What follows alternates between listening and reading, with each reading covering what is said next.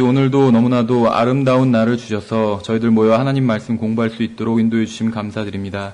지금 저희가 이 시간 특별히 이단에 대해서 공부하려고 합니다. 지금 저희들이 잘못된 교리에 빠진 자들을 보고 함부로 비판하거나 판단하는 것이 아니라 오히려 주님께서 저희들을 선하게 인도하셨음에 감사드리고 또 잘못된 그러한 교리에 빠진 자들을 저희가 올바로 바로잡을 수 있도록 준비될 수 있도록 주님 인도해 주시고 또한 그러한 잘못된 교리를 저희들이 잘못된 교리를 성경적인 그런 진리로 바로 조명해보고 저희들 또한 그러한 오류에 빠지지 않도록 돌아볼 수 있도록 인도해 주시기 원합니다. 주님께서 무능한 자 세우셨으니 주님께서 능력으로 채워주시기 원합니다. 지금은 시작하는 시간이오니 마치는 시간까지 주님께서 친히 인도해 주시기 원하오며 오직 주님만이 영광 받으시기 원합니다. 감사드리며 우리 주 예수 그리스도 이름으로 기도드렸습니다. 아멘. 예, 프린트물이 지난주에 나눠드린 2과를 보시면 됩니다. 2과 이제 3페이지 보시면 되는데요. 지금 프린트물을 계속 좀 미리 이렇게 나눠드리고 있습니다. 그래서 아마 이번 주에 나눠드린 프린트물은 다음 주에 우리가 다음 주까지 또 걸쳐서 봐야 될지도 모르겠습니다. 예, 그래서 지금 이 나눠드린 2과 프린트물은요, 보시는 것처럼 War on the Saints를 요약한 겁니다. 그러니까 요약 정리를 한 것이에요, 제가 또 제 말로. 그래서 이게 꼭 딱 번역해서 요약한 그 내용은 아니에요. 그러니까 지난번에 말씀드린 것처럼 제가 약간 코멘트를 많이 달았어요. 제 단어로, 제가 사용하는 단어로 또 바꾼 것도 많이 있고, 예. 그렇지만 이 War on the Saints 책을 보시면 지금 번역되어서 나온 책이 있거든요. 책을 보시면 이것이 그렇게 제가 요약한 것이 다른 내용은 아니라는 것을 아실 수 있습니다. 예, 그래서 War on the Saints가 제목이 성도들을 향한 마귀의 전쟁, 이렇게 제목을 붙일 수가 있습니다. 본문 내에 보면 Satan's War on the Saints 이렇게 돼 있거든요. 그래서 성도들을 향한 마귀의 전쟁, 이렇게 우리나라 말로 생각할 수가 있어요. 이 War on the Saints 내용이 그냥 일반적으로 우리가 어떤 이단에 빠진 경험이 없다면, 그러니까 우리가 물론 이단 지금 교리를 공부하면서 은사주의에 대해서 많이 공부할 것이거든요. 방언에 대해서, 또 기적에 대해서, 병고침에 대해서. 그래서 은사주의에 대해서 공부하고 나서 이제 칼빈주의를 공부하게 될 겁니다. 그래서 아마 우리가 이단 교리에 대해서 공부하는 것 중 가장 많은 부분을 차지하는 게 이제 은사주의와 칼빈주의가 될 것이에요.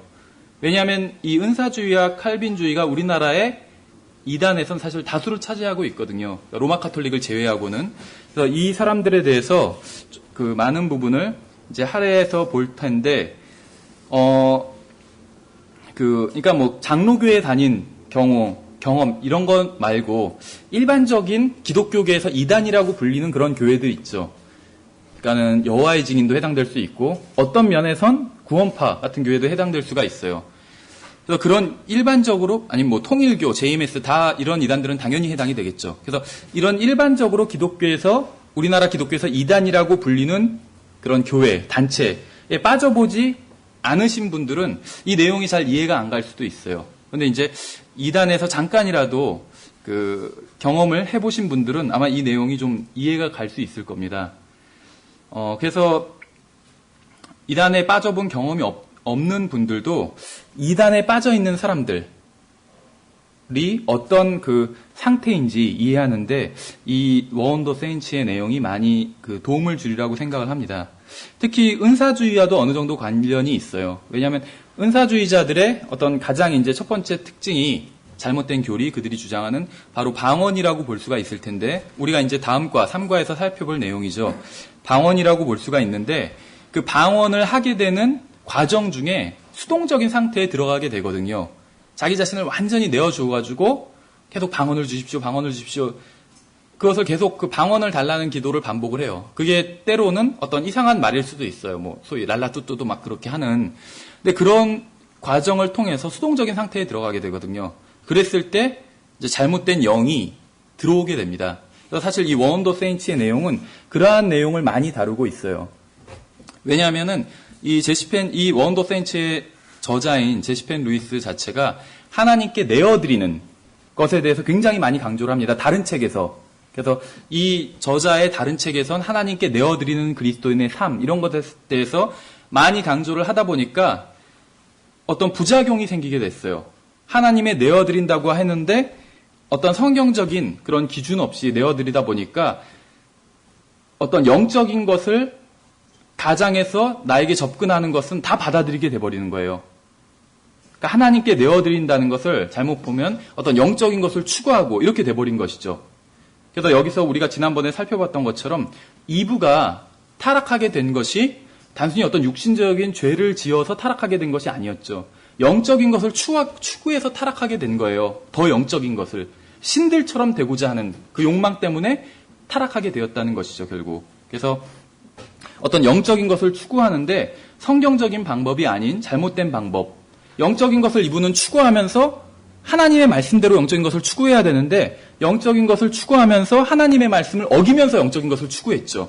오늘날 이단들이 대부분 그런 그 모습을 보이고 있거든요. 겉으로 보면 굉장히 열성이 있고 더 영적인 것을 추구해요, 분명히. 그렇지만 하나님의 말씀대로 하지 않는다는 것이죠. 그래서 그 결과 결국 어떤 잘못된 영에 사로잡히게 되는 결과를 맞게 되는 것이죠. 이 워헌더 세인츠의 내용이 이제 그런 내용을 주로 이루고 있습니다. 그래서 사실 좀 반복되는 말도 제가 거의 100개 정도로 이렇게 그 문단을 만들어 봤는데 반복되는 말도 있고 해서 좀 빠르게 넘어가도록 하겠습니다. 예, 그래서 3페이지 위쪽에 보시면은 20번부터 보시면은 하나님께서는 어떤 사람을 로봇으로 만들지 않으셨다는 것이죠. 다른 말로 하면 수동적인 존재로 만들지 않으셨다는 것이에요. 그래서 하나님께서는 자신이 지적인 존재이신 것처럼 자유의지를 가진 지적인 존재인 것처럼 우리도 처음에 그렇게 창조하셨고 또 그리스도인들도 여전히 자유로운 지적 존재로 하나님께서 새롭게 창조를 그렇게 또 하셨다는 것이에요. 그래서 자신의 지성과 이성과 인격과 생각을 포기하고 하나님께 자신을 내어드리고 또 어떤 말로 하면 자아를 죽이면 그것은 동양 종교에서 말하는 어떤 마음을 비우는 그러한 상태가 될 수도 있습니다. 그래서 22번에서 우리가 결코 간과하지 말아야 될 진리는 하나님께서는 인간의 의지와 인격과 생각과 지성에 반해서 그를 끌고 가지 않으신다는 것이에요. 여기서 조심해야 될 게 인간의 생각과 지성이 옳다는 게 아니에요.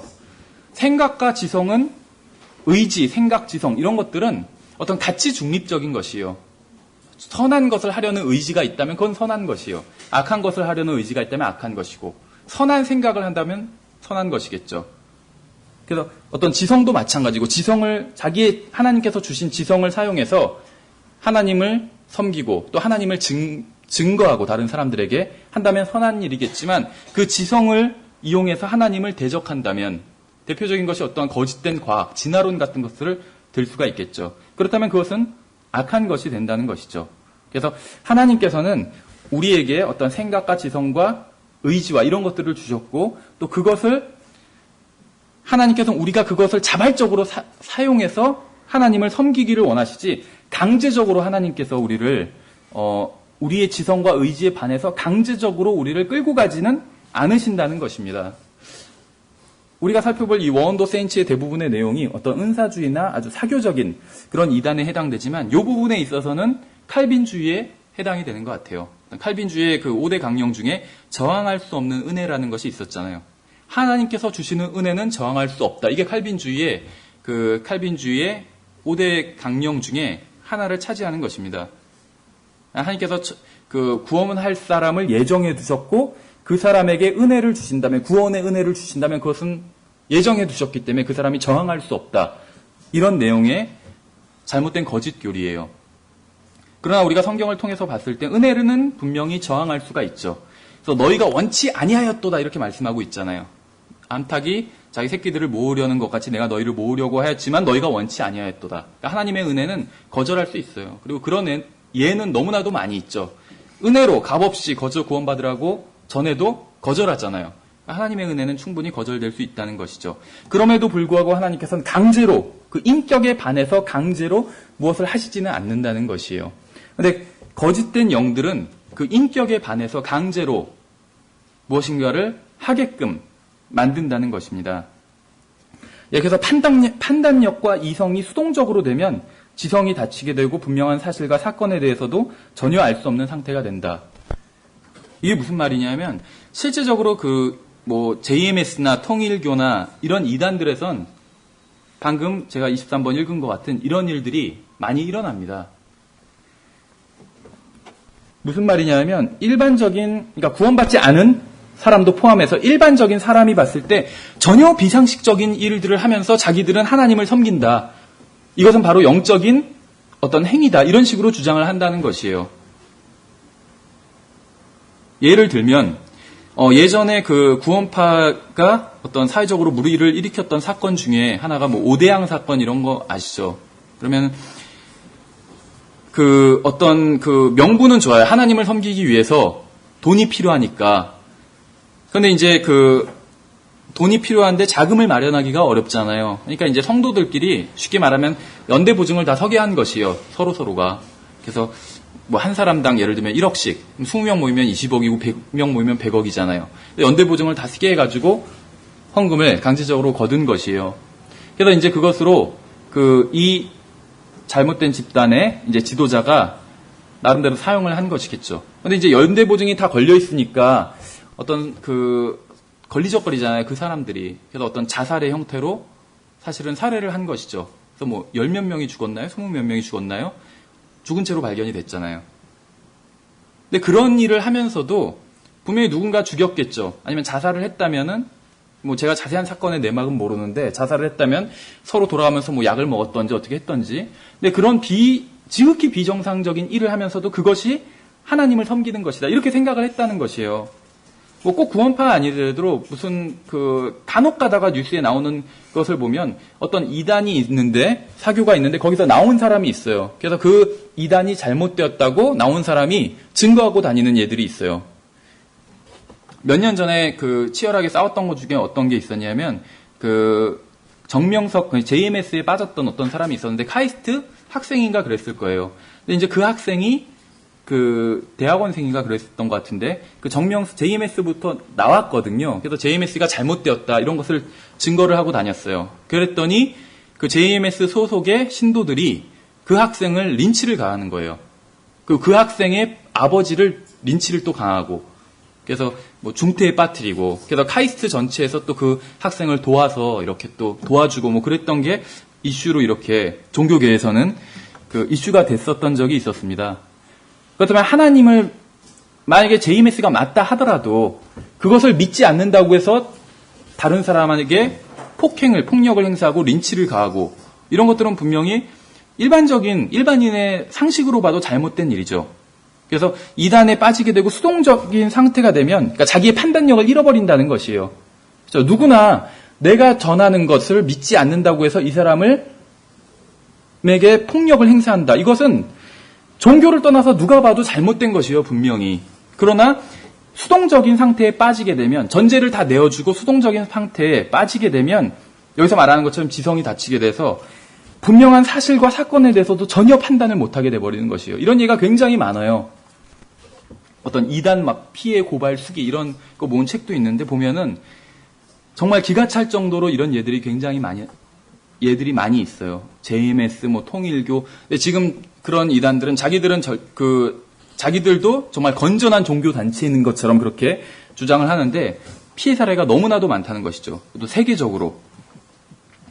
그래서 자신의 모든 것을 내어드린 수동적인 상태에 있는 사람은 그 상태에서 깨어나려면 여기서 이제 강한 충격이 필요하다 이렇게 얘기를 했는데 아마 경험에 비춰보면 그럴 수도 있겠죠. 아주 자기의 모든 것을 뒤흔들 만큼 어떤 큰 사건이 일어나지 않는 한 그곳으로부터 빠져나오기가 너무나도 힘들더라고요. 그래서 실질적으로 이런 상태에 있는 사람한테는 어떤 말이 안 통해요. 성경적으로 어떤 걸 입증해서 보여주려고 해도 그거 자체를 거부하니까. 그래서 이런 상태에 빠져있는 사람을 상대하는 방법은 정말 기도밖에 없는 것 같아요. 하나님께서 그 사람을 붙들고 있는 악한 영을 쫓아내 주시기를 기도하는 수밖에 없겠죠. 그래서 이렇게 수동적인 상태에 빠진 사람은 어떤 지성만 그렇게 수동적으로 되는 것이 아니라 양심도 수동적으로 됩니다. 그래서 어떤 비양심적인 행위들, 기독교 이단들의 어떤 행태를 보면 비양심적인 행위들을 굉장히 많이 해요. 속이고, 다른 사람을 속이고, 거짓말을 하고, 그것이 상관없다는 것이요. 하나님을 섬기기 위한 것이라면. 그래서 그런 얘기들을 많이 하는데, 그런 것들을 많이 하는데, 왜 그러냐면 자기들은 높은 차원의 인도를 받고 있기 때문에 이 세상 어떤 법과 질서, 이건 낮은 차원이라는 것이에요. 또 높은 차원의 인도를 받기 때문에 낮은 차원의 어떤 법과 질서는 무시해도 된다. 이렇게 주장하는 것이죠. 실제로 그렇지는 않죠. 하나님께서 권위를 주셨기 때문에 이 세상의 권력에도 그리스도인들은 복종할 의무가 있습니다. 하나님의 말씀과 어긋나지 않는 것이라면, 하나님을 부인하라든지 그런 게 아닌 이상은 복종할 의무가 있는 것이죠. 그래서 자신들이 하는 일에 방해가 되는 것은 그것이 자신들의 이성이건 양심이건 아니면 다른 사람이건 간에 전혀 꺼리끼지 않고 제거해버리는 것이요. 왜냐하면 자신들은 온전히 다 하나님께 내어드렸다고 믿어요. 자기들은. 그런데 그걸 방해하면 자기들은 온전히 모든 것을 하나님께 내어드렸기 때문에 자기들이 하는 일은 모두 다 하나님의 일이라고 그렇게 믿어요. 실제로 이런 상태에 빠진 사람과 이야기를 나눈 적이 있어요. 저와 가까웠던 사람인데 이런 상태에 빠진 사람이 있었거든요. 이야기를 나누면 뭐라고 하냐면 자기는 모든 것을 하나님께 바쳤고 자기의 의지까지도 다 바쳤다고 그래요. 의지와 지성과 생각과 양심과 모든 것을 하나님께 바쳤기 때문에 자기가 하는 모든 일은 다 사실은 그 사람이 빠진 단체의 리더가 시키는 것인데 실제로는 그 사람은 하나님께서 하시는 일이라고 믿어요. 자기가 밥 먹는 것도 자기가 밥 먹는 게 아니라 하나님이 밥 먹는 거라고 그래요. 하도 기가 막혀서 그럼 네가 화장실 가는 것도 하나님이 화장실 가는 거냐니까 하나님이 화장실 가는 거래요. 그것도.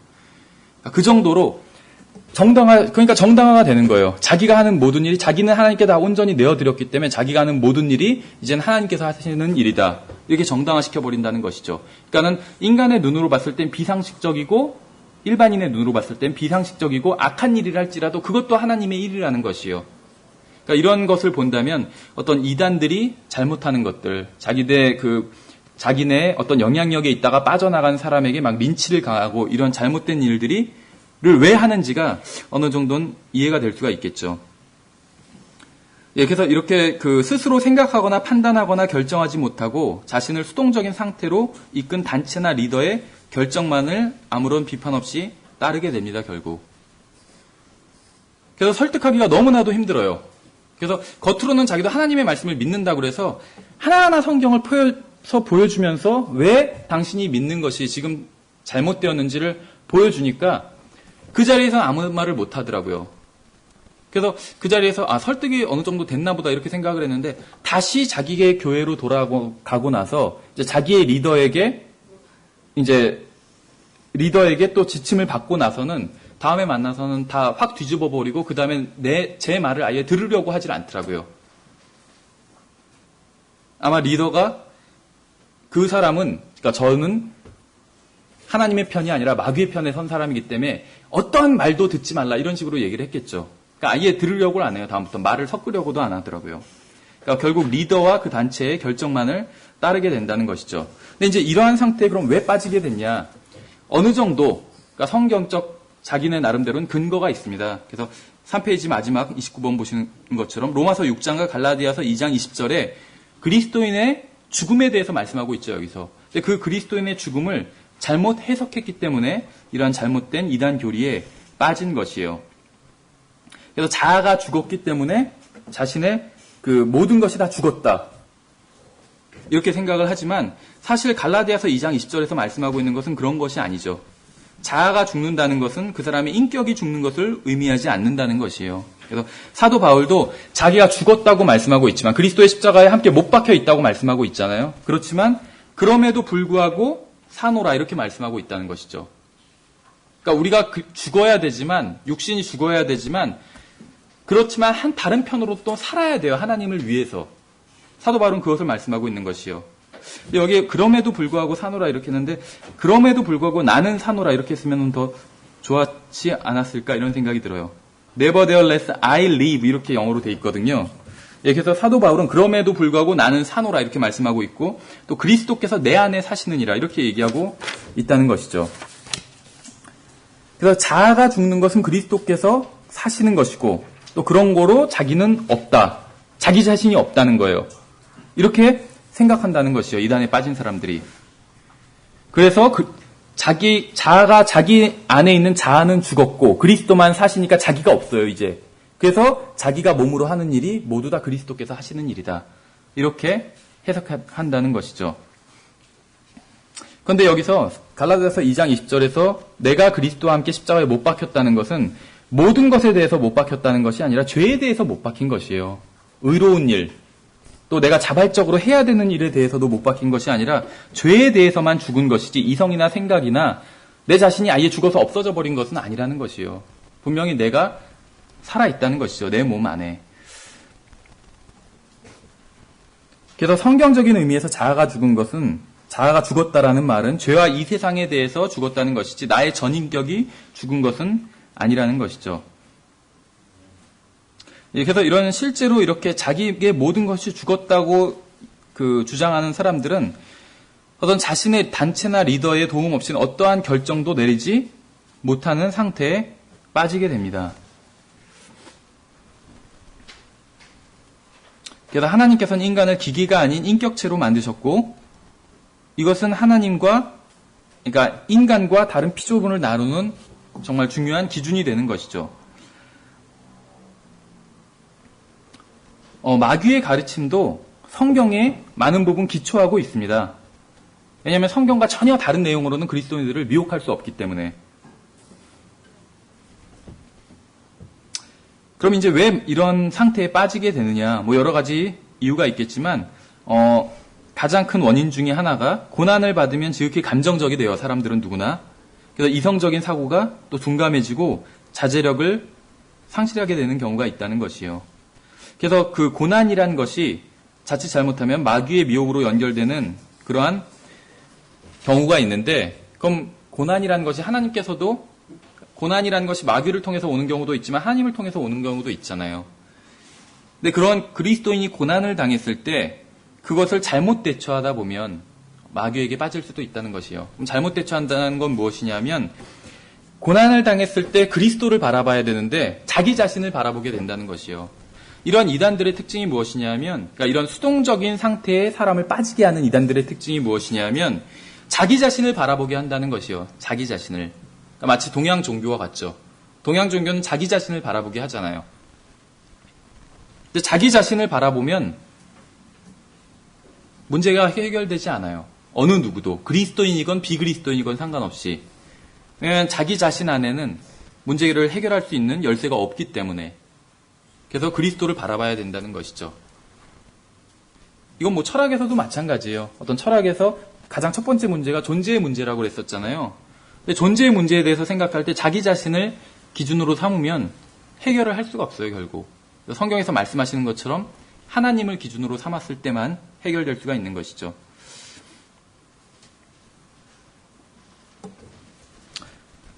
그래서 자기 자신을 바라보다가 이제 부족함을 느낀 사람이 다른 경험, 즉 자아가 죽는 그런 경험을 하게 되고 그것이 해답이라고 그렇게 생각하는 경우가 있다는 것이요. 이러한 예는 비단 기독교 이단에만 있는 것이 아니라 우리나라에서도 지금 유행하고 있는 어떤 동양 종교 중에 마음수련원이라는 데가 있어요. 그래서 전국 각지에 이렇게 분점이 있고 또 어디 지방 어디에 본부가 있다고 그렇게 들었는데 거기서도 자아를 죽인다는 말을 쓰거든요. 자기 자신을 죽인다. 그런 말을 써요. 그래서 이 마음수련원에서 수련하고 온 사람을 만난 적이 있는데 제가 잘 아는 사람이에요. 자아가 죽었다는 말을 쓰더라고요. 자기는 자아가 죽었다. 그래서 자기 자신을 바라보게 만드는 일을 한다는 것이죠.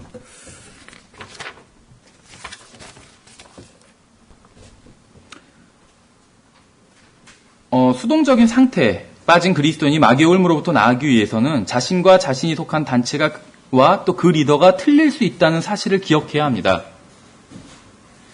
이거는 비단 어떤 이단에 빠진 것뿐만 아니라 그러니까 모든 오류에 빠진 사람은 자기도 틀릴 수 있고 자기가 속한 단체도 틀릴 수 있다라는 사실을 기억해야 돼요. 우리가 마귀는 모든 사람을 속이는 자라고 나중에 계시록에서 정체를 폭로하고 있다고 살펴봤었죠. 모든 사람이 다 마귀에게 미혹될 수가 있어요. 그리스도인들조차도, 그리스도인 아닌 사람은 당연하고 그리스도인들조차도 또 킹제임 성경을 믿는 그리스도인조차도 마귀에게 미혹될 수가 있습니다. 그래서 이 세상에 100% 옳은 사람은 존재하지 않아요. 그것이 바로 성경의 가르침이에요. 예수 그리스도를 제외하곤 모든 사람, 사도 바울을 포함해서 모든 사람, 100% 옳은 사람은 존재하지 않는다는 것이에요. 그래서 자신도 틀릴 수 있다는 그러한 사실을 항상 명심해야 된다는 것이죠.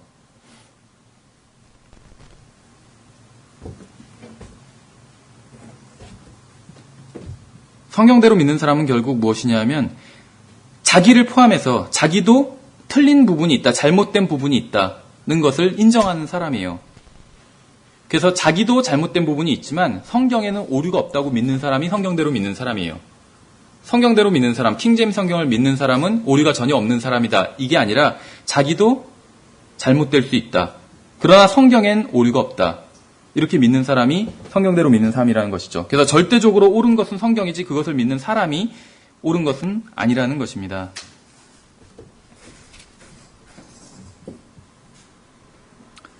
예, 그래서 마귀는 충분히 구원받지 않은 사람과 또 구원받은 사람 모두 다 미혹할 수 있습니다. 그런데 그러한 마귀의 미혹은 항상 어떤 그 선한 것을 흉내내서 그 미혹이 온다는 것이죠. 그래서 마귀는 성경에 의하면 마귀는 빛의 천사라도 가장할 수 있다고 그렇게 말씀하고 있어요. 또 마귀가 흉내낼 수 없는 그리스도인의 덕목은 아무것도 없다는 그런 얘기도 있습니다. 그래서 마귀는 어떠한 사람도 다 이용할 수 있다는 것이요. 선한 사람이라 할지라도 그 사람을 이용해서 잘못된 교리도 퍼뜨릴 수 있다는 것이죠. 그래서 우리가 지난 시간에 말씀드린 것처럼 오리겐이라는 사람도 우리는 성경을 변개시킨 사람이다 단순히 이렇게 알고 있지만 실상 교회사에서 보면 오리겐이라는 사람은 박해를 받던 사람이에요. 극심한 박해를 받던 자신의 믿음으로 인해서, 물론 그 사람이 갖고 있었던 믿음은 잘못된 믿음이었지만 어쨌거나 박해를 받았고 또 경건하게 살던 사람이었다는 것이죠. 그렇기 때문에 마귀가 그 오리겐이라는 사람, 박해를 받고 경건했던 그 오리겐이라는 사람을 통해서 잘못된 누룩, 교리적인 누룩과 또 어떤 잘못된 성경을 전파시킬 수 있었다는 것입니다.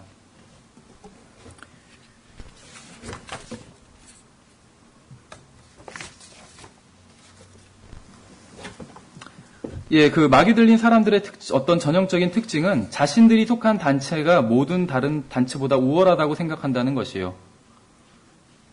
자신들의 단체가 우월하다. 그래서 우리가 지난 시간에 어떤 이단에 대해서 쭉 한번 정의와 또 그 단어들을 살펴보면서 이제 결론을 내리길, 어떤 단체가 이단인가 아닌가 그것을 성경적으로 분별할 수 있는 여러 가지 하나님의 말씀이 있겠지만 가장 쉬운 두 가지 방법은 그 단체가 하나님의 말씀 외에 다른 권위를 주장하는지를 보면 이단인지 아닌지 알 수 있다고 그랬죠. 그래서 몰몬교는 몰몬경, 여호와의 증인들은 어떤 자신들의 그 교주, 또 안식교도 마찬가지로 자신들의 교주, 엘렌 G 화이트라는 그 여자 교주의 책에 권위를 두고 있고, 로마 카톨릭은 교황이라는 사람에게 권위를 두고 있고, 그래서 성경 외에 다른 권위를 주장하고 있는 것이죠.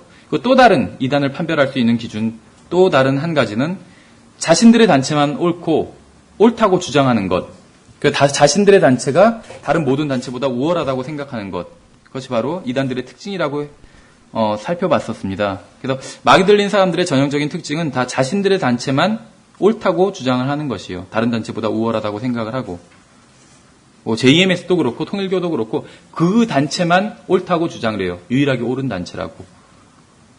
그것이 바로 그 단체가 이단인 오히려 그런 표식이 될 수 있는 것이죠.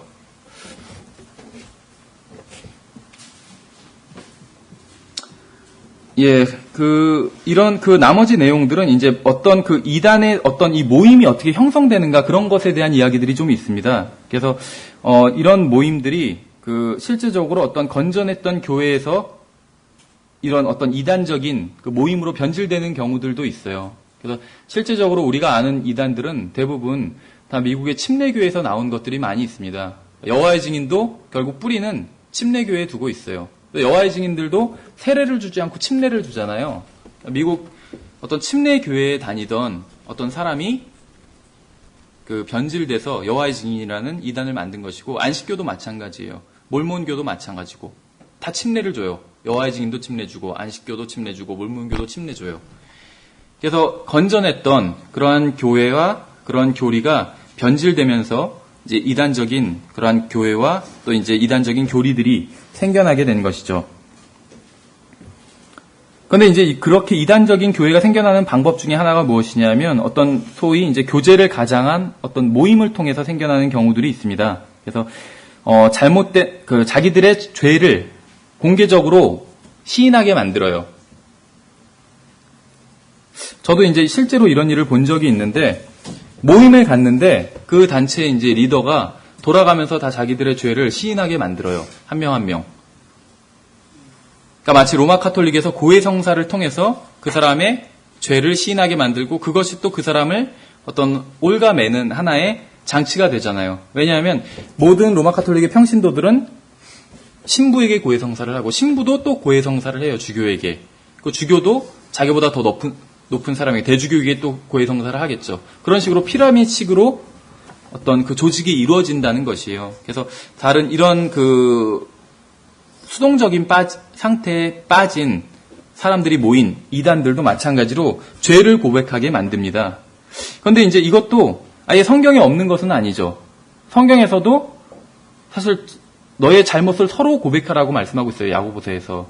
그러니까 죄를 고백하는 것, 자백하는 것, 이것은 사실 성경적인 것이요. 어떤 면에 있어서는. 문제는 무엇이냐면 이런 잘못된 모임에서는 죄를 강제적으로 자백하게 만들어요. 강제적으로. 그래서 그렇게 하지 않으면 그 사람은 영적이지 않은 사람으로 취급하고 어떤 영적인 학대가 이루어진다는 것이에요. 그러나 참된 부흥은 죄를 강제적으로 자백하는 것이 아니죠.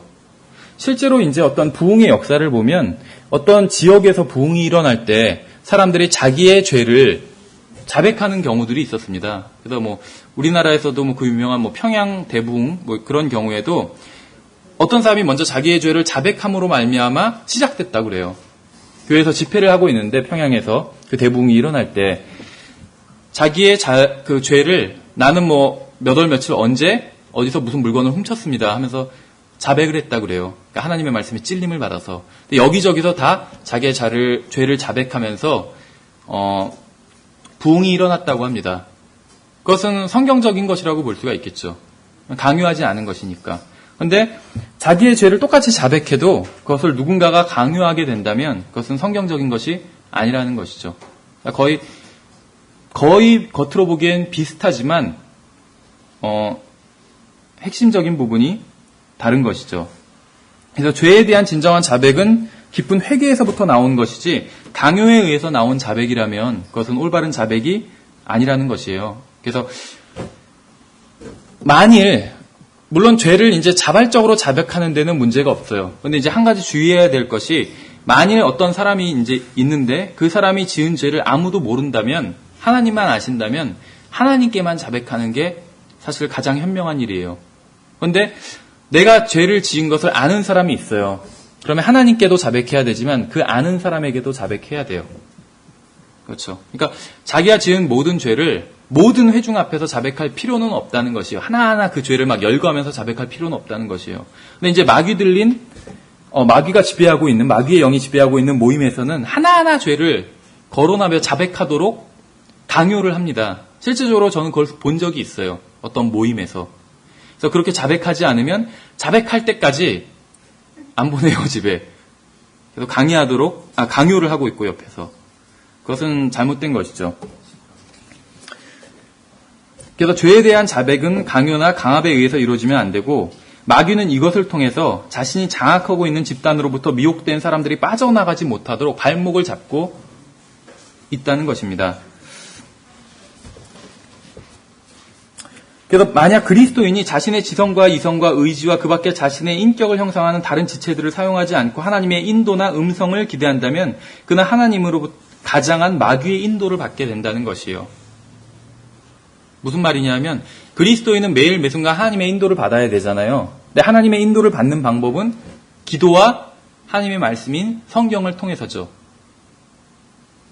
기도를 통해서 내가 하나님께 말씀을 드리고 성경을 통해서 하나님의 말씀을 듣게 되는 것이죠. 그것이 가장 직접적인 하나님의 인도고 지금 이 시대, 교회 시대에는 그것이 어떤 면에서는 거의 유일한 인도입니다. 유일한 하나님의 인도예요.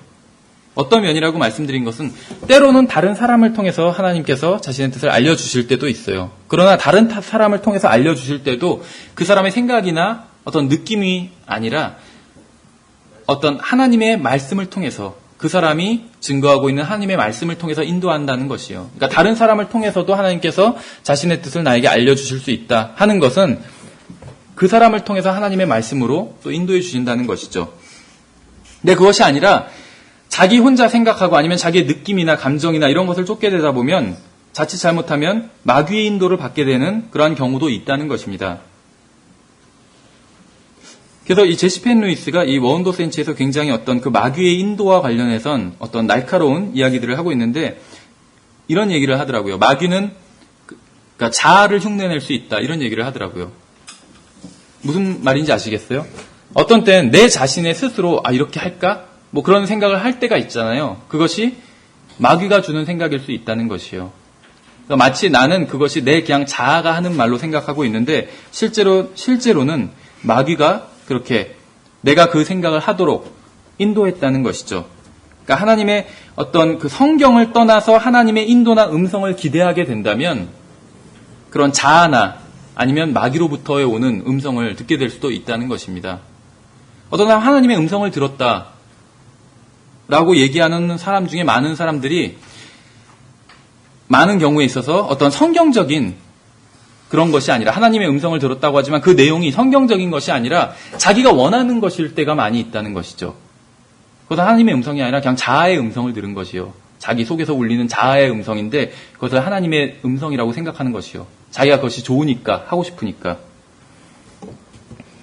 그래서 성경을 떠나서 어떤 하나님의 인도나 음성을 기대한다면 어떤 마귀의 인도를 받게 될 수도 있다는 것입니다.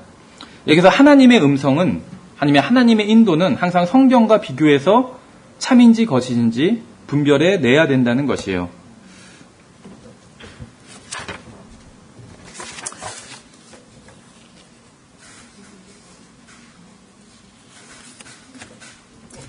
그래서 마귀의 미혹은 한 사람을 미혹하는 것으로부터 시작됩니다. 그래서 어떤 잘못된 모임이 탄생하는 것도 결국 한 사람을 통해서 그 모임이 탄생을 하게 돼요. JMS나 통일교나 이런 것이 지금은 엄청나게 큰 이단이지만 과거에는 그 정명석 한 사람, 문선명 한 사람을 미혹하는 것으로부터 시작되었다는 것이죠. 근데 하나님께서 하시는 일이 부흥이잖아요. 부흥도 똑같은 것 같아요. 어떤 면에 있어서는. 한 사람을 통해서 부흥이 시작된다는 것이죠. 그래서 왜 그 레이븐 힐이라는 사람은 이런 얘기를 했어요. 교회에 왜 부흥이 일어나지 않는가? 너 때문이다. 당신 때문이다. 이런 얘기를 하고 있거든요. 당신이 부흥하면 당신의 교회가 부흥할 것이다. 이런 얘기를 하고 있어요.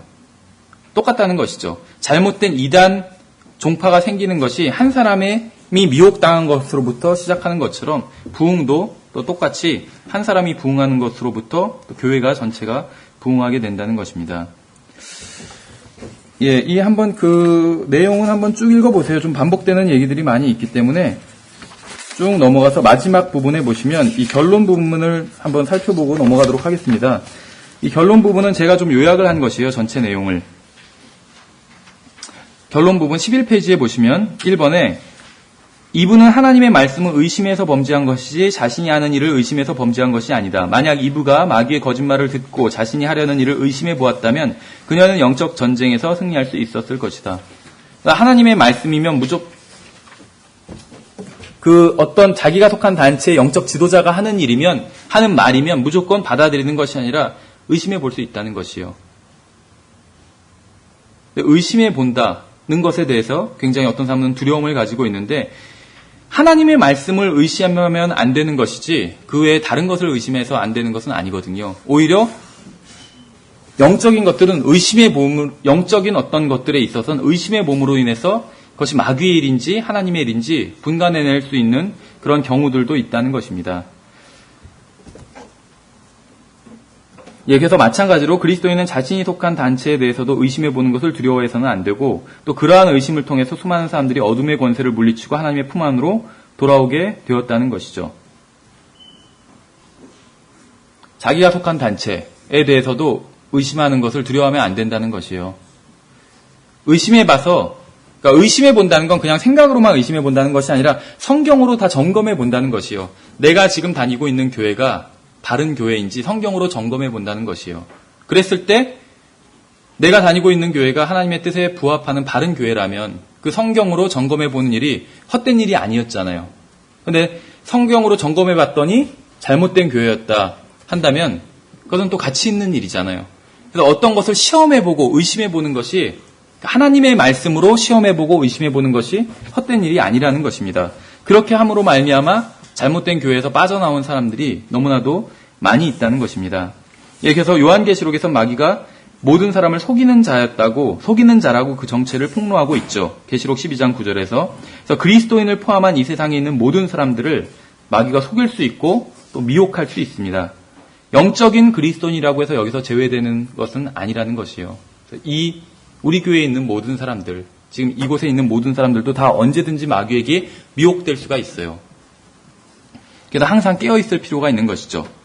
그래서 이제 4번에 보시면 마귀에게 미혹된 그리스도인이 그 미혹에서 빠져나올 수 있는 방법은 다음과 같다 해서 첫째, 모든 사람이 마귀에게 미혹될 수 있다는 사실을 인정하는 것이고, 둘째, 그리스도인들도 마귀에게 미혹될 수 있다는 사실을 인정하는 것이고, 셋째, 자신도 마귀에게 미혹될 수 있다는 사실을 인정하는 것이고, 넷째, 자신이 지금 마귀에게 미혹되어 있다는 사실을 인정하는 것이. 이렇게 하면 마귀의 미혹으로 또 빠져나올 수 있다. 이렇게 얘기를 하고 있는데 실제로 이렇게 되기는 어려운 것 같아요. 그렇죠. 이렇게 다 의심해 볼 수 있는 사람은 어느 정도 깨어있는 사람만이 그렇게 의심해 볼 수 있다는 것이죠. 마귀에게 정말 마귀의 영이 지배하는 그 단체에 속한 사람은 우리가 앞에서 계속 얘기하고 있는 것처럼 완전히 수동적인 상태에 빠져 있기 때문에 자기 자신에 대해서 또 자기 자신이 속한 단체에 대해서 결코 의심해 보기가 힘들다는 것입니다. 그래서 실제로 이렇게 마귀의 거짓된 영에 붙잡힌 사람이 거기로부터 깨어져 나오는 일이 그 경우가 정말 많지 않더라고요. 근데 이제 다행히도 어떤 그런 간증들을 읽어보면 어떤 큰 사건을 통해서 자기가 정말 그 잘못된 단체의 영적 지도자를 무조건 옳다고 따르다가 직접 어떤 일들을 목격하게 됨으로 말미암아 또 빠져나오고 이제 이런 경우들이 종종 있긴 하지만 굉장히 어렵다는 것이죠, 기본적으로. 예, 다음 페이지 6번에 보시면 자신이 속한 교회가 마귀의 미혹에 빠졌는지 알 수 있는 방법은 오직 그 교회만이 하나님의 교회이고 다른 교회는 모두 가짜 교회라고 주장하는가를 보면 알 수 있다는 것이에요. 자신이 모호하다고 주장하는 사람이나 교회가 있다면 그러한 주장은 오히려 그 사람이나 교회가 거짓말쟁이임을 드러내는 것일 뿐이라는 것이죠. 7번에서 세상이 어떤 잘못된 교회에 배타적인 것은 그 교회와 그 교회의 구성원이 믿는 것 때문이지 그 교회가 믿는 것 때문이 아니라 그 교회가 비정상적으로 행동하기 때문이라는 것이죠. 다시 말하면 세상과 배치된다는 이유만으로 자동적으로 하나님의 편이 되는 것은 아니라는 것입니다. 중들이나 수도사들은 세상과 배치되잖아요. 세상을 따라서 살지 않잖아요. 그러나 그렇다고 해서 하나님의 뜻대로 사는 것은 아니라는 것이죠. 근데 이것을 이제 우리 그리스도인들에게 적용을 한다면 그리스도인들은 세상으로부터 비방을 받을 수밖에 없거든요. 근데 비방을 받는 이유가 우리가 믿는 믿음 때문에 비방을 받는다면 그것은 성경적인 것이고 우리가 그 비방을 충분히 감수해내야 돼요. 그러나 우리가 행하는 행위 때문에 비방을 받는다면 그것은 우리가 잘못된 경우가 많다는 것이요. 이 이단들이 그렇다는 것이죠. 이 이단들은 물론 우리는 이제 이단들을 비평할 때 어떤 그 사람들의 믿는 잘못된 교리를 비평하고 있지만 많은 경우에 있어서 이 세상 사람들로부터 이단들이 비평을 받고 있는데 그 이유는 이단들이 믿는 교리보다 이단들이 행하는 그 실행 때문에 그렇게 비평을 받는 경우가 많다는 것입니다. 그래서 그 예전에도 뭐 그것이 알고 싶단가 아니 PD수첩인지 정확히 기억이 안 나는데 그래서 어떤 이단들에 대해서 이렇게 그 특집으로 꾸몄던 적이 있었어요. 그래서 쭉 이단들의 어떤 행태들을 보여주면서 말도 안 되는 그런 행태들, 비정상적인 행태들을 보여주면서 이제 나중에 프로그램이 끝나면서 딱 인용한 구절이 그것이에요. 소금은 좋은 것이로되 맛을 잃으면 무엇으로 짜게 하리요. 그렇게 인용하고 끝나더라고요. 세상 TV에서도. 그러니까 어떤 그 행위에 있어서 완전히 간증을 잃어버린 것이죠. 예, 그래서 하나님께서는 어떤 사람을 기계로 다루시는 것이 아니라 하나의 인격자로 다루시고 또 중요한 것은 하나님께서는 사람을 다루실 때 한 사람 한 사람 다 똑같이 다루시는 것은 아니라는 것이에요. 그래서 어떤 자기 자신의 경험과 어떤 특별한 어떤 특정한 어떤 체험을 강조하고 그것을 따르게 한다면 그것은 결국 이단으로 빠질 수밖에 없다는 것이죠. 그래서 하나님께서는 어떤 공장장이 아니라 제품을 만드시는 공장장이 아니라 작품 만드시는 예술가라는 것이죠.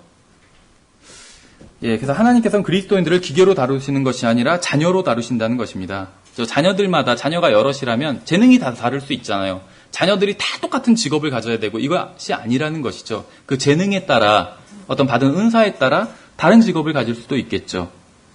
그래서 어린아이는 한순간에 성장하지 않습니다. 그래서 마찬가지로 영적인 어린아이도 한순간에 성장하는 것이 아니라 꾸준한 영양 공급을 받아서 성장을 하게 됩니다. 하나님께서 관심을 가지고 계시는 것은 우리가 어떤 일로 분주하는 것이 아니라 우리가 얼마만큼 영적으로 성장하는가 하는 것이라는 것이죠. 예, 그래서 마귀의 미혹에서 벗어나기 위해서 자신의 영적 상태와 자신이 속한 모임의 영적 상태를 의심하기를 두려워하지 말아야 되고, 이제 이것이 요한일서 4장 1절에 나와 있죠. 사랑하는 자들아 영들을 다 믿지 말고, 무슨 이단만 얘기하는 것이 아니에요. 우리가 눈으로 볼 때 완전히 이상한 그런 단체만 말하는 것은 아니라는 것이죠. 모든 영들을 다 시험해 봐야 된다는 것이에요. 영들을 다 믿지 말고 그 영들이 하나님께 속하였는지 그것들을 시험하라. 이는 많은 거짓 예언자들이 나와서 세상에 들어왔기 때문이라. 예, 그래서 이 내용은 그냥 어떤 영적 전쟁, 특히 이단과 관련된 영적 전쟁에 있어서 좀 고전으로 통하는 그런 책입니다. 이 성도들의 향한 마귀의 전쟁, 이 책은. 그래서 그냥 한번 쭉 읽어보시라고 제가 프린트물을 나눠드렸습니다. 예, 그래서 오늘 프린트물을 보시면, 지금 나눠드린 프린트물에는 내용이 없는데, 일단 좀 서론적인 내용을 말씀드리겠습니다. 그래서 이제 이번 시간에는 그 사도들의 표적으로서의 방언에 대해서 살펴보도록 하고, 다음 과에선 고린도전서에 나온 방언에 대해서 살펴보도록 하겠습니다. 그래서 두 과에 걸쳐서 방언에 대해서 살펴볼 텐데, 다음 시간엔 고린도전서에 나온 방언, 이번 시간엔 사도들의 표적으로서의 방언인데 주로 사도행전에 나온 그 방언에 대해서 살펴보도록 하겠습니다. 예수 그리스도로 만족하지 못하면 이단이에요. 그러니까 예수 그리스도 외에 다른 것들을 더하고자 한다면 이단이라는 것이죠. 왜 이런 말씀을 드리냐면, 방언과 관련해서 이제 은사주의자들이 주로 주장하는 것이 있습니다. 그것이 무엇이냐면,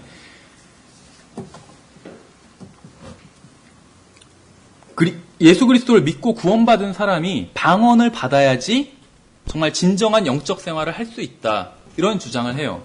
그래서 방언을 받으라고 권면을 합니다. 방언을 받으라고. 그러나 성경을 자세히 보시면은 단 한 번도 방언을 받으라고 권면한 적이 없어요. 성경에서는.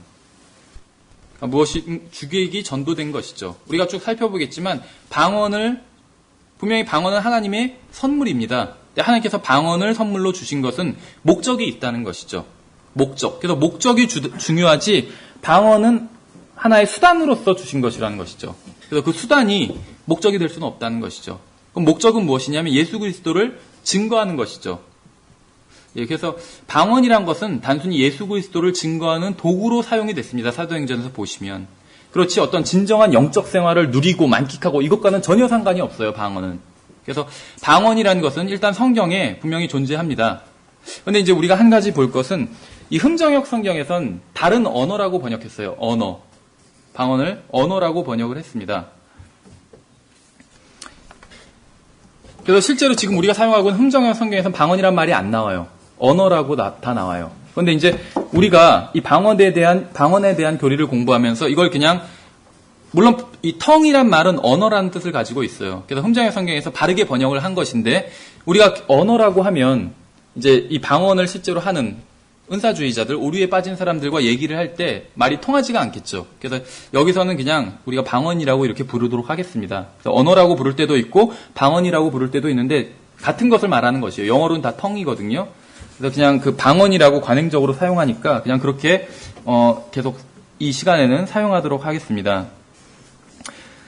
예, 그래서 예수 그리스도로 만족하지 못하면 그것은 이단입니다. 어떤 예수님을 믿었지만 아직 방언을 받지 못하면 진정한 영적 생활을 할 수 없다. 이것은 굉장히 잘못된 생각이고 이단이라는 것이에요.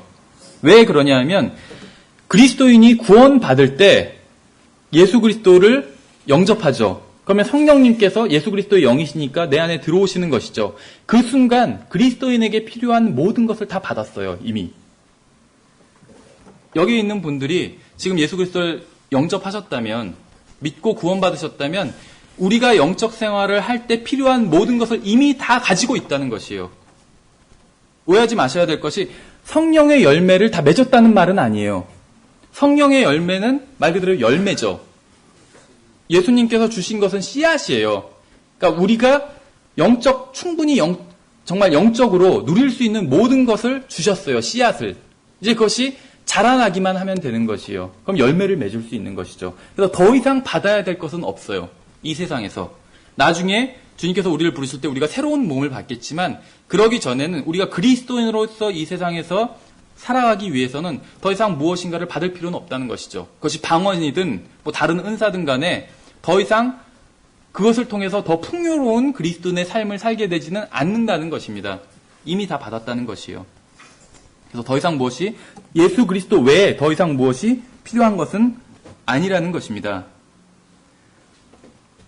은사주의자들은 방언을 해야지만 더 영적인 생활을 하는 것처럼 주장을 해요. 그래서 방언이 바로 성령의 능력이다 이런 주장을 합니다. 그러나 성경에는 그렇게 되어 있지 않아요. 성경에는 하나님의 능력이 방언이라고 말씀하고 있지 않아요. 잘 아시는 것처럼 로마서 1장에선 복음이 하나님의 능력이라고 말씀하고 있죠.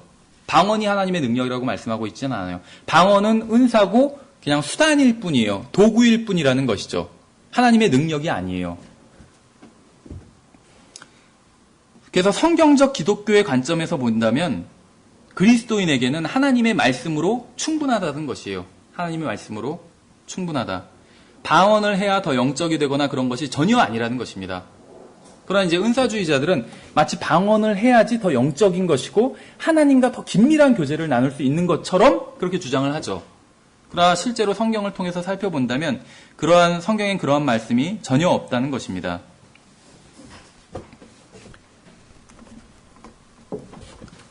사실 어떤 의미에서는 이제 지금 은사주의가 약간 좀 그 쇠퇴기에 접어들었습니다. 그래서 과거 어떤 그 70년대, 80년대가 은사주의의 어떤 부흥기였어요. 물론 이제 은사주의가 처음 시작된 것은 그 전에 1900년대 초반에 시작됐다고 볼 수가 있는데 7, 80년대가 어떻게 보면 은사주의의 부흥기였고 지금은 약간 좀 은사주의의 쇠퇴기에 있습니다. 그러니까 은사주의의 어떤 부흥기에 있을 때는 은사주의자들이 어떤 주장을 했냐 하면 어떤 뭐 성령의 두 번째 축복 이런 얘기들을 했었어요. 무슨 얘기냐면 예수 그리스도를 믿고 구원받아도 성령을 받지 않을 수도 있다 이런 주장을 했었어요. 예수 그리스도를 예를 들면 예수 그리스도를 믿고 구원받은 사람이 다 방언을 하는 것이 아니죠. 그러니까 은사주의자들의 관점에서 봤을 때도 방언을 하는 사람과 방언을 못하는 사람으로 나눠져요. 그래서 예수 그리스도를 처음 믿으면 구원을 받았지만 방언을 해야지 성령을 받는 거다. 이러한 주장을 했었어요. 그래서 구원과 방언을 따로 띄어서 이렇게 얘기를 했다는 것이죠. 그러니까 성령을 받는 것과 방언을 따로 띄어서 얘기를 했다는 것이에요. 그래서 방언을 하는 사람은 100% 다 성령을 받은 사람이다. 그리고 성령을 받은 사람은 다 100% 방언을 한다. 이런 주장을 했었습니다. 그래서 방언을 못 받은 사람은 할 수 없는 사람은 성령을 받지 못한 사람이고 단순히 예수 그리스도를 믿어서 구원만 받았을 뿐이다. 이런 주장을 한 적이 있었어요. 지금도 그런 주장을 하는지는 모르겠어요. 아마 지금은 좀 많이 후퇴했을 것이라고 이렇게 생각을 하는데 과거에 이제 은사주의자들의 어떤 그 전성기 때는 그러한 주장을 했습니다. 그러나 고린도전서 한번 12장을 펴보시면 그러한 것은 전혀 상관이 없어요. 하나님의 말씀에 의하면. 방언과 성령을 받는 것은 전혀 상관이 없다는 것이죠. 고린도전서 12장 13절에 보시면 우리가 유대인이나 이방인이나 매인자나 자유로운 자나 모두 한 성령에 의해 침례를 받아 한 몸 안으로 들어왔으며 모두가 마시게 되어 한 성령 안으로 들어왔느니라. 어떤 성령 침례와 방언은 상관이 없다는 것이죠. 그래서 예수 그리스도를 믿으면 성령님께서 내가 성령님 안으로 들어가는 것이고 성령님께서 내 안에 들어오시는 것이죠. 방언이랑은 전혀 상관이 없어요. 그래서 실제적으로 우리가 이제 사도행전을 통해서 살펴볼 텐데 사도행전에서도 성령님을 받을 때 성령님으로 충만해지고 또 방언을 받게 된 예들이 있어요. 그것이 바로 사도행전 2장이죠. 그러나 구원을 받았지만 성령을 받았지만 방언을 하지 못하는 경우도 있습니다. 예를 들면 사도행전 8장에서 이디오피아 내시, 아니면 사도행전 9장에서 사도 바울의 회심에서 그 예를 볼 수가 있겠죠. 사도 바울의 회심을 가만히 보면 성령을 받았음에도 불구하고 믿고 성령을 받고 그리고 이제 침례까지 받았죠. 그러나 어느 순간에도 사도 바울이 방언을 했다 이런 기록은 없어요. 그러나 사도행전 2장에서는 기록이 있죠. 성령 충만해지고 바로 방언을 한 기록이 있지만 그렇지 않은 기록들도 있다는 것이에요. 그래서 성령을 받는 것이 하나고 또 방언의 은사를 받는 것이 하나예요. 이것이 같은 것은 아니라는 것이죠.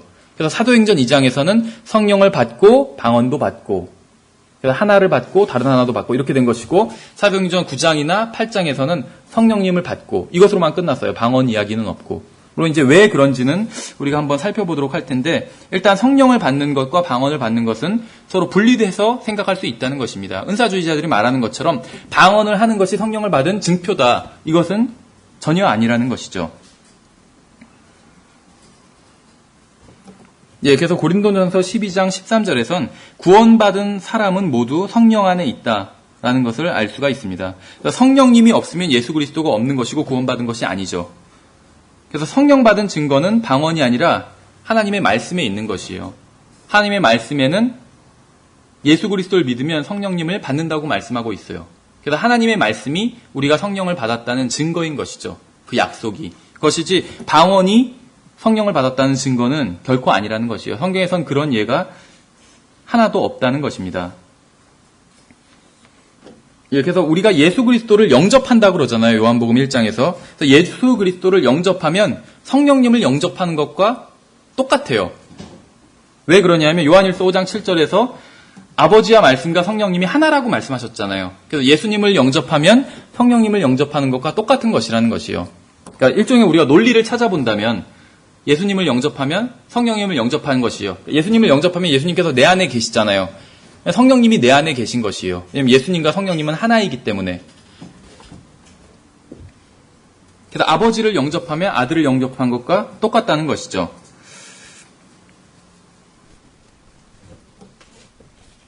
골로새서 2장 9절을 보시면 제가 처음 한 얘기와 좀 관련이 있습니다. 골로새서 2장 9절을 보시면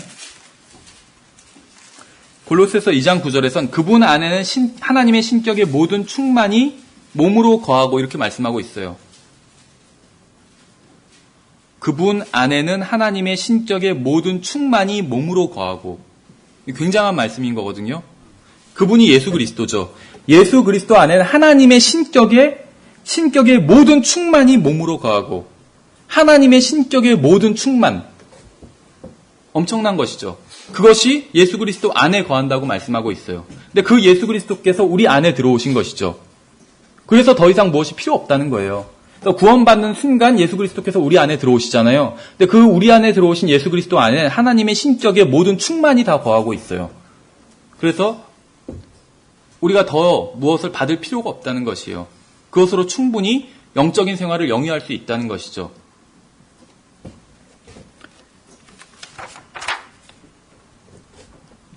예, 우리가 이제 그 사도행전을 중심으로 이번 과에선 살펴볼 텐데 방언을 실제로 한 예는 성경에 사도행전에 딱 3번이 나옵니다.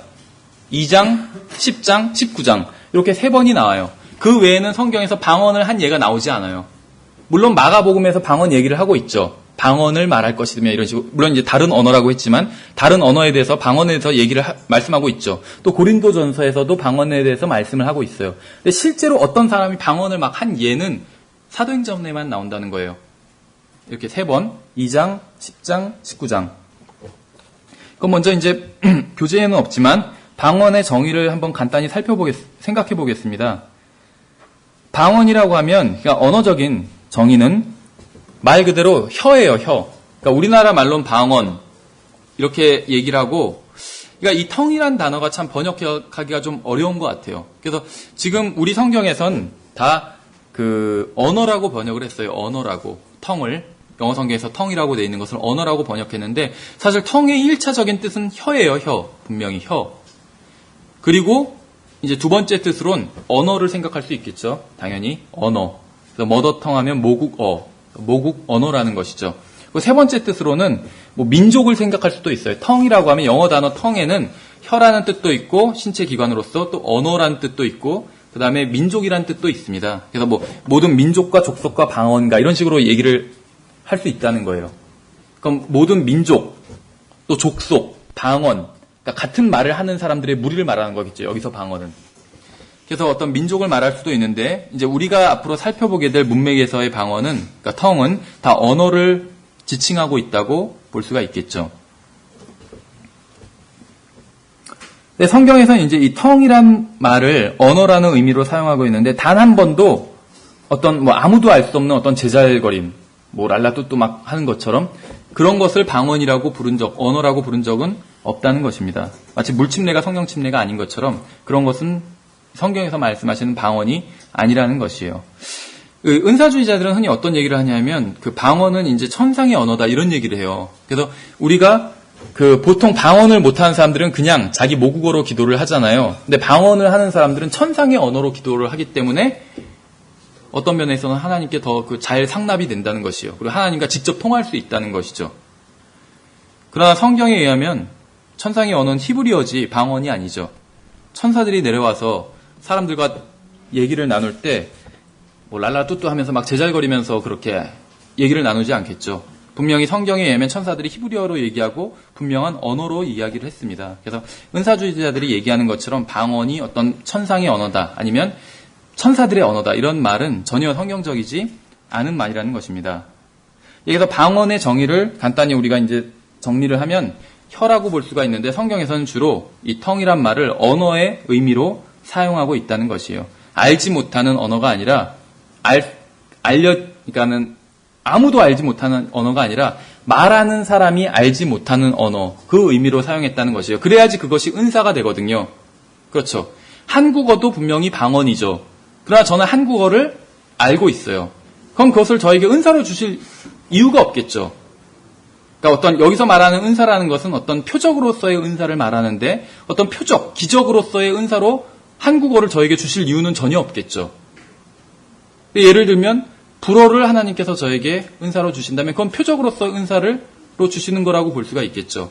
왜냐하면 저는 불어를 전혀 모르니까. 그래서 알지 못하는 언어라는 것은 말하는 사람 입장에서 알지 못하는 언어다라는 거지 아무도 모르는 언어다 이 말은 아니라는 것이요. 그래서 성경에서 말씀하시는 방언, 그러니까 언어, 이 알지 못하는 언어는 말하는 사람 입장에서 그 은사를 받은 사람 입장에서 알지 못하는 언어다 이거지 아무도 알지 못하는 지구상에 아는 사람이 아무도 없는 그런 언어다 이런 의미는 아니라는 것입니다. 그래서 이것이 이제 성경에서 말씀하시는 이 방언, 그러니까 우리 성경에는 언어라고 그냥 돼 있는데 이 방언의 정의라고 볼 수가 있습니다. 그럼 이제 방언의 목적이 무엇이냐면 사도행전 1장을 한번 찾아보시죠. 사도행전 1장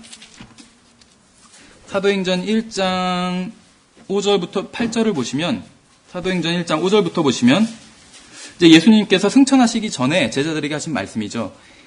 사도행전 1장 5절에서 참으로 요한은 물로 침례를 주었을 때 너희는 이제부터 많은 날이 지나지 아니하여 성령님으로 침례를 받으리라 하시니라. 그러므로 그들이 함께 모였을 때 그분께 여쭈어 이르되 주여 주께서 이때 그 왕국을 이스라엘에게 다시 회복시켜 주고자 하시나이까 하매 그분께서 그들에게 이르시되 그때나 그 시기는 아버지께서 자신의 권능 안에 두셨으니 너희가 알 바 아니요 오직 성령님께서 너희에게 임하신 후에 너희가 권능을 받죠.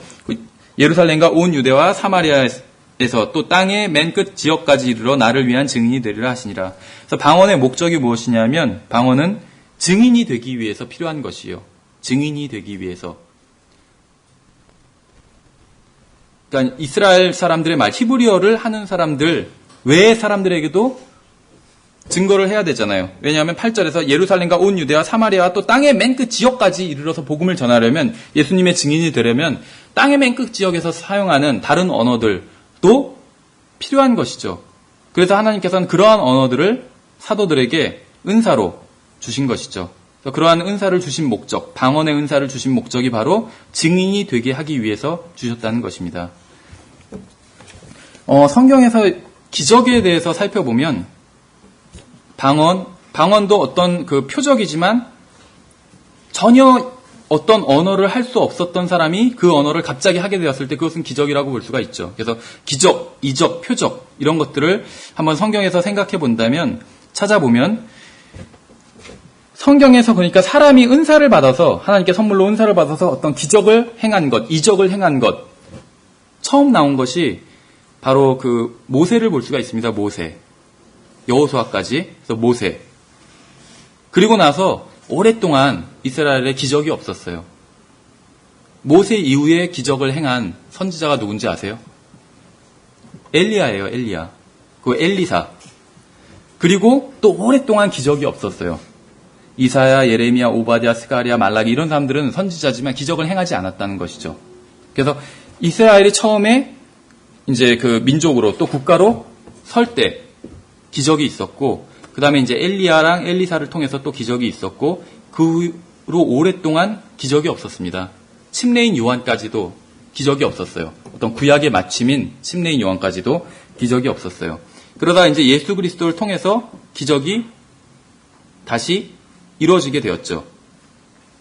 그리고 교회 시대에는 또다시 이 기적이 없어요. 그러다 나중에 대환란 시대 때 기적이 일어나게 되겠죠. 누구에 의해서? 모세와 엘리야 두 증인에 의해서 기적이 일어나게 되겠죠.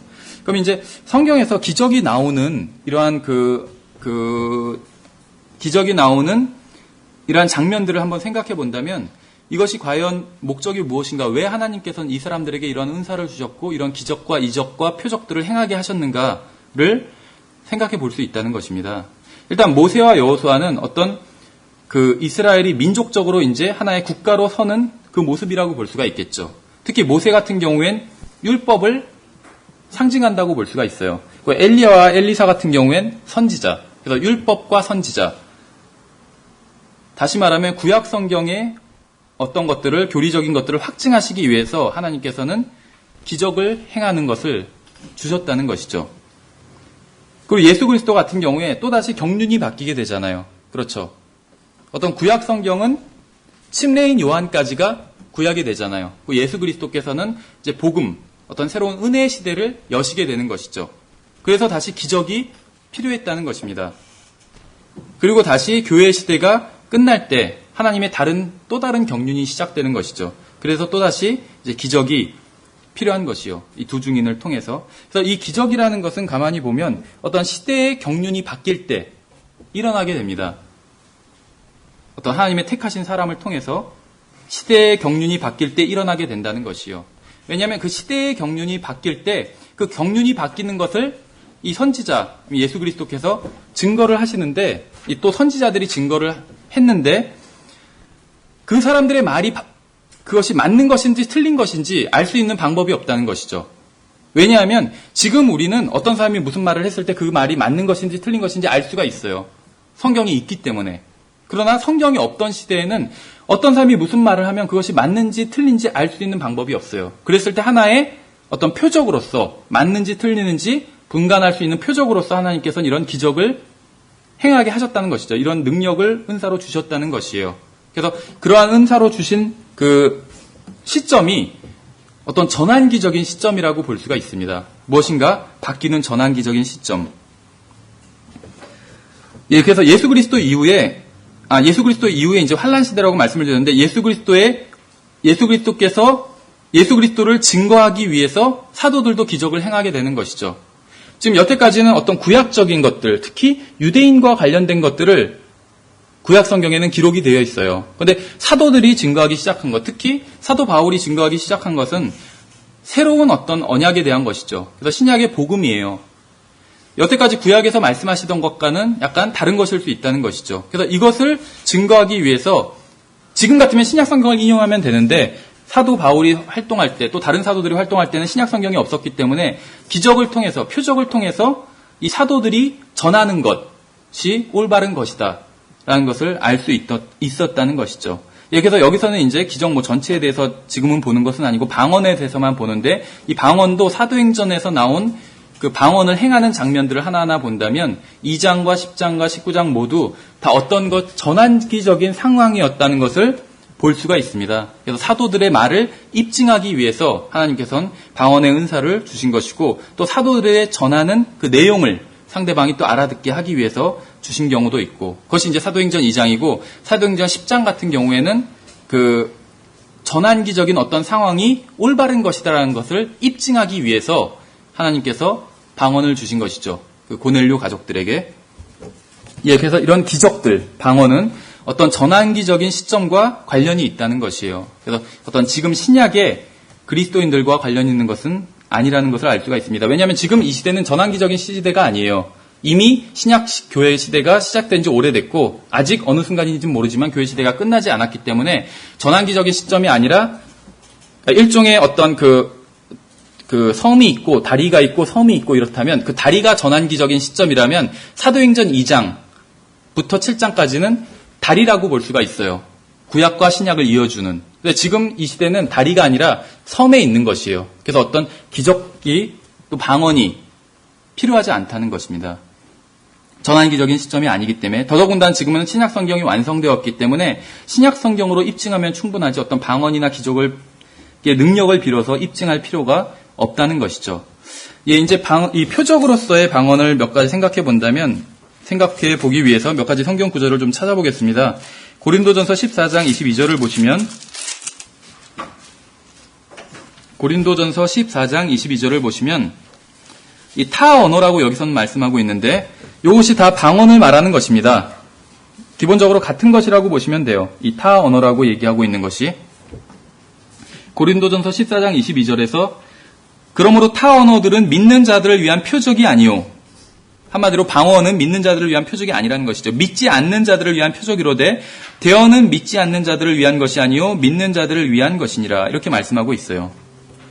그래서 방언은 기본적으로 믿지 않는 자들을 위한 것이지 믿는 자들을 위한 것이 아니라는 것이죠.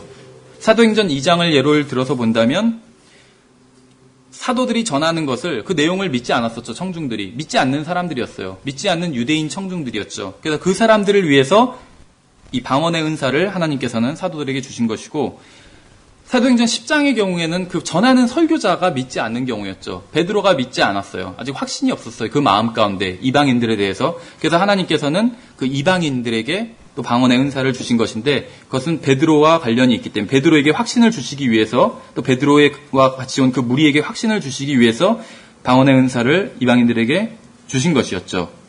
예, 그래서 성경은 이제 이 방언의 은사가 믿지 않는 자들을 위한 것이라고 말씀하고 있습니다.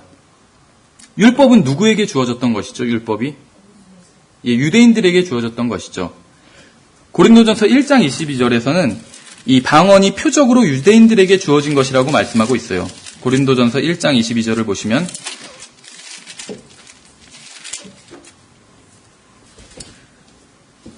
고린도전서 1장 22절에서 유대인들은 표적을 요구하고 그리스도인들은 지혜를 추구하나. 그래서 유대인들이 표적과 관련이 있다는 것을 알 수가 있습니다. 그래서 방언은 표적이고 이 표적은 유대인들을 위한 것이고 또 어떤 유대인들이 전환기적인 시점에서 새로운 역사가 펼쳐지는데 이것이 하나님의 역사다라는 것을 믿게 하기 위해서 이 방언이 필요했다는 것이에요.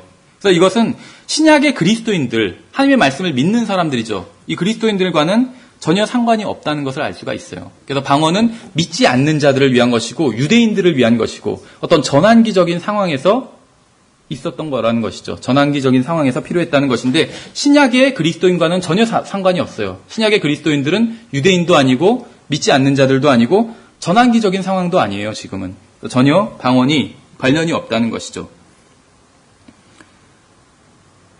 항상 하나님의 어떤 방법은 유대인 먼저고 그 다음에 이제 이방인이 다음에 따라오게 됩니다. 그래서 로마서 1장 16절에서도 먼저는 유대인에게요, 그 다음이 이방인이라고 말씀하고 있죠.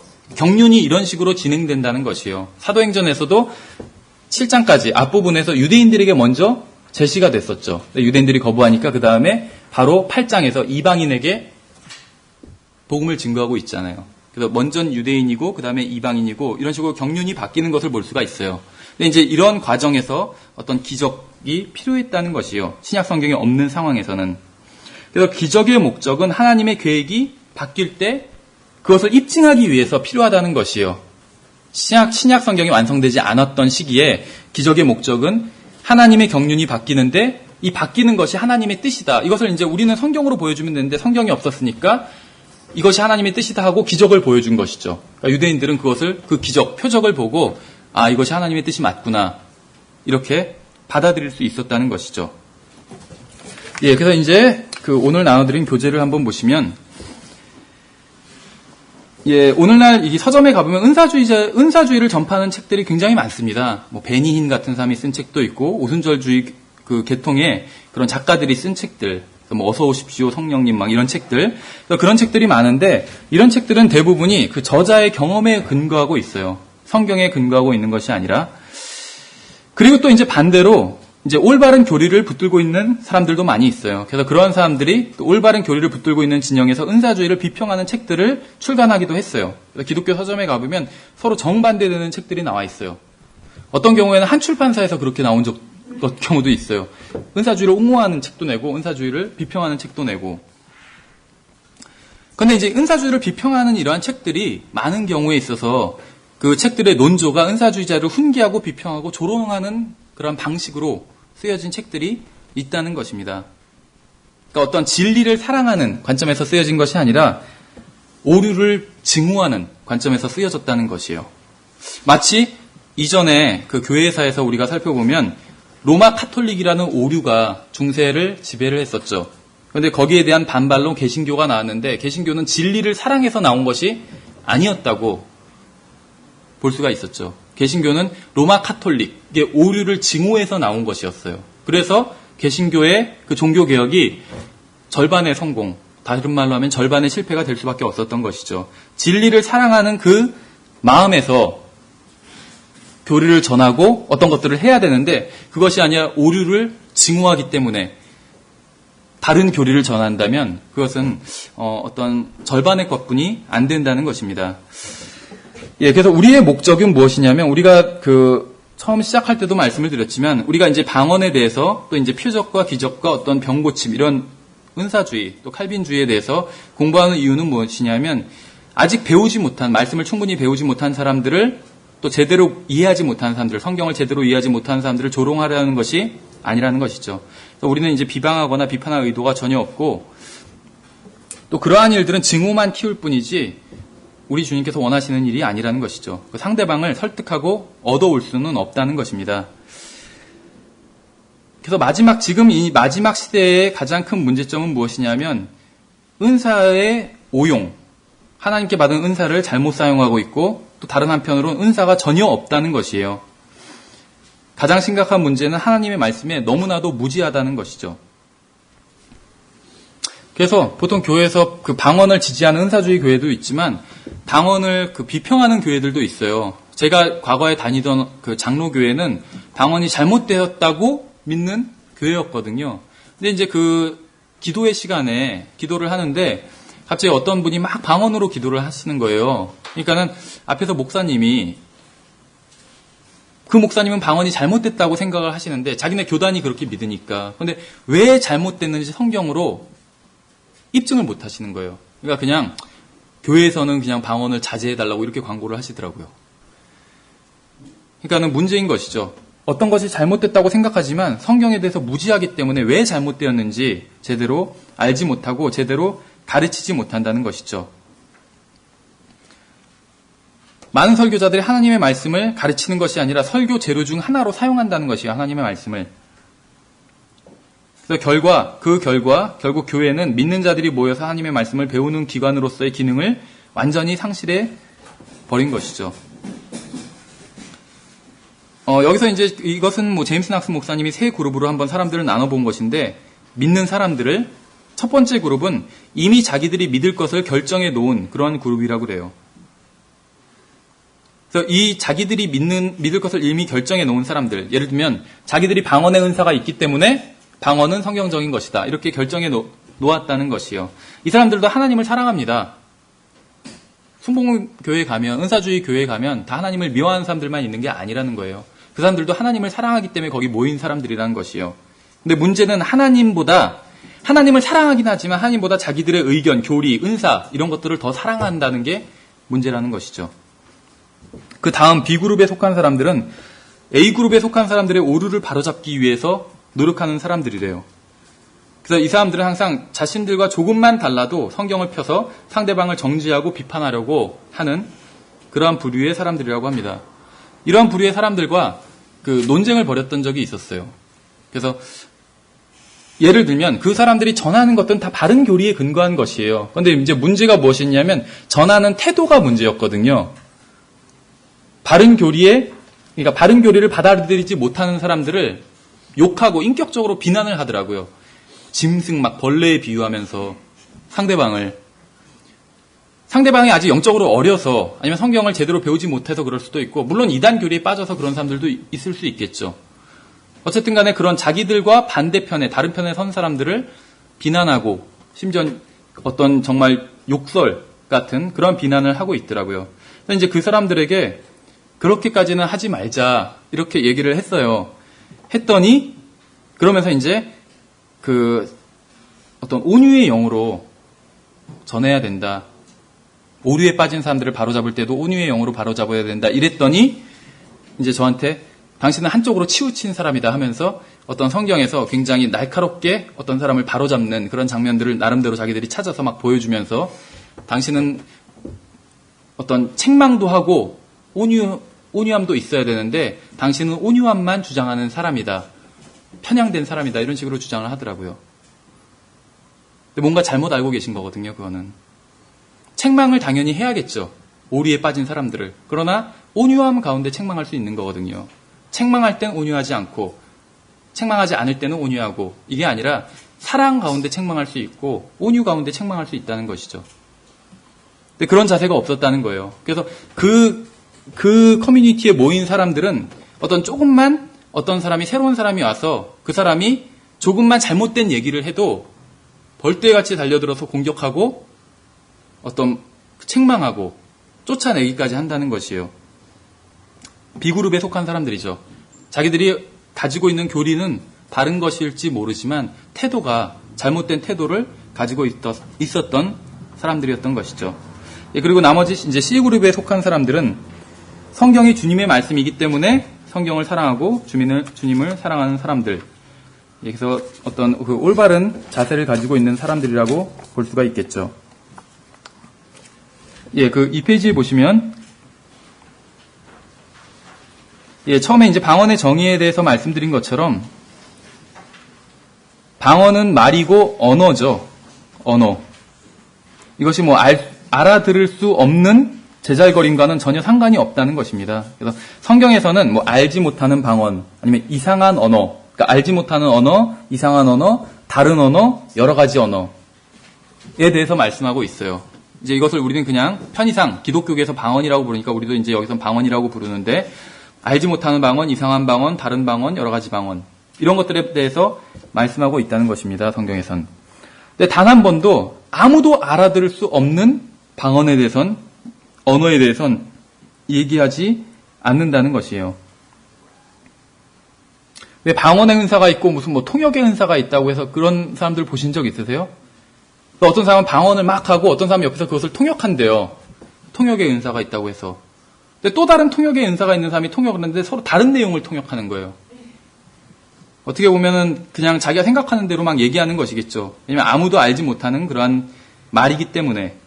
그래서 심지어는 그런 방언을 하면서 방언을 연습하는 사람들도 있어요. 방언을 연습하는. 그래서 어떤 아주머니가 막 방언을 하시더래요. 그래서 그 남편한테 지금 무엇을 하시냐고 하니까는 방언으로, 천상의 언어로 하나님께 기도하고 있다고 그러더래요. 그래서 이제 그냥 일단은 거기서 이제 가만히 있었는데 다음에 또 만났을 때도 또 그 아주머니가 막 방언으로 기도를 하고 있대요. 옆방에서. 그런데 가만히 들어보니까 지난번에 했던 그 방언과 정확히 똑같은 말을 하고 있더래요. 그래서 뭐 하시냐고 하니까 천상의 언어로 또 하나님께 기도하고 있다. 그래서 지난번에 했던 그 내용과 똑같은 것 같은데 내가 들어보니까, 예를 들면 랄라뚜뚜 막 그렇게 했는데 또 랄라뚜뚜 하면서 똑같은 거예요. 그 말이 정확히. 그러니까 이거는 연습하고 있는 거라고 한다는 거예요. 그러니까 결국에는 자기들도 잘 알지 못하는 지금 자기들이 하는 말 자체도 무슨 뜻인지 알지 못하기 때문에 그 말을 연습하고 있는 것이죠. 그러니까 성경에서는 그러한 방언은 나오지 않는다는 거예요. 그래서 간단히 이제 정리하면 성경에는 분명히 방언이라는 것이 존재합니다. 그러니까 언어가 존재해요. 그 말하는 사람이 그 내용을 모르는, 이것이 무슨 말인지 모르는 그런 언어가 존재해요. 은사로서의 언어가. 그렇지만 그 말하는 사람이 그것을 모를지라도 듣는 사람은 그것이 무엇인지 알 수 있는 분명한 언어였다는 것입니다. 그것이 전혀 아무도 알아들을 수 없는 언어는 아니었다는 것이에요. 그래서 하나님께서 그러한 언어를 은사로 주신 목적은 그 자체로 영적인 그리스도인의 어떤 영적인 생활을 하라고 주신 것이 아니라 방언을 통해서 영적인 생활을 할 수 있다는 구절은 한 군절도 없어요.